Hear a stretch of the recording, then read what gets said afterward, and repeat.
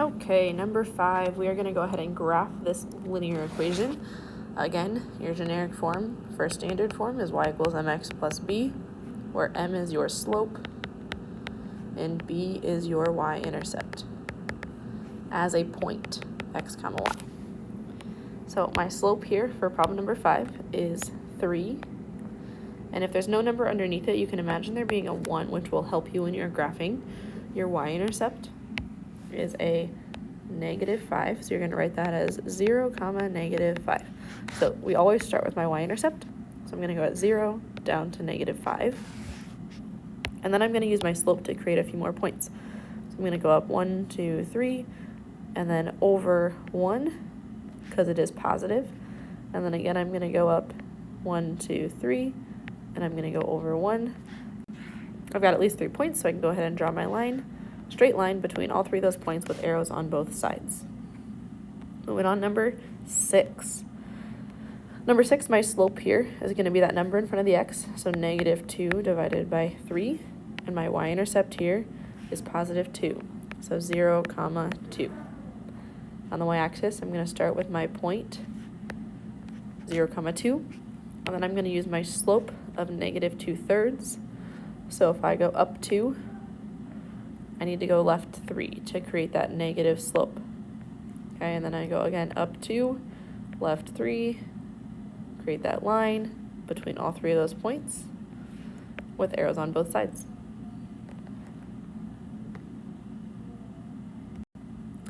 Number 7. Number 7, you could do a few different ways. One of the ways is you could make it into slope-intercept form very easily by subtracting 4x, subtracting 4x.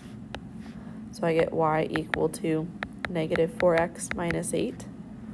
Or you could graph it in standard form, where I solve my 2 equations to get my x-intercept and y-intercept.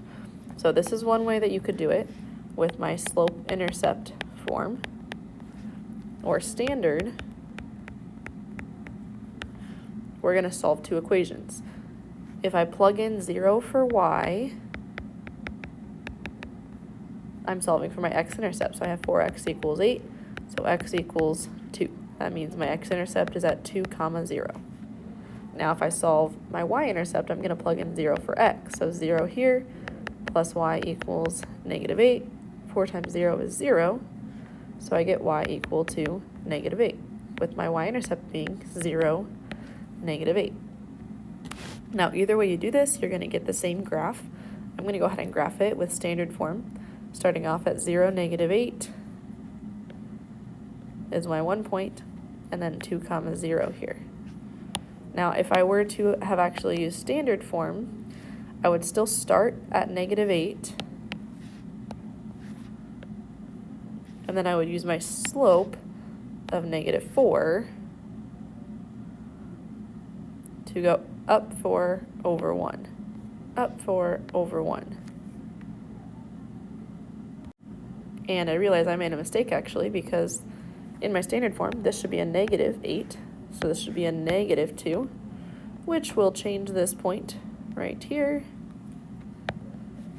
to actually being on the left side at -2, 0. Okay, so either way you graph this, you should get the same thing.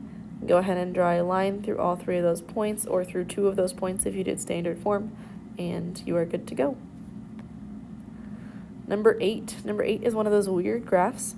All of your x values are going to be different, but all of your y values are going to be -4. So I could have the point 0, -4. I could have the point 1, -4. I could have the point 2, -4.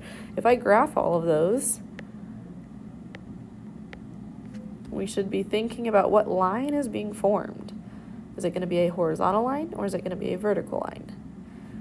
It is going to be a horizontal line through all 3 of those points. Disregard my poor straight line skills.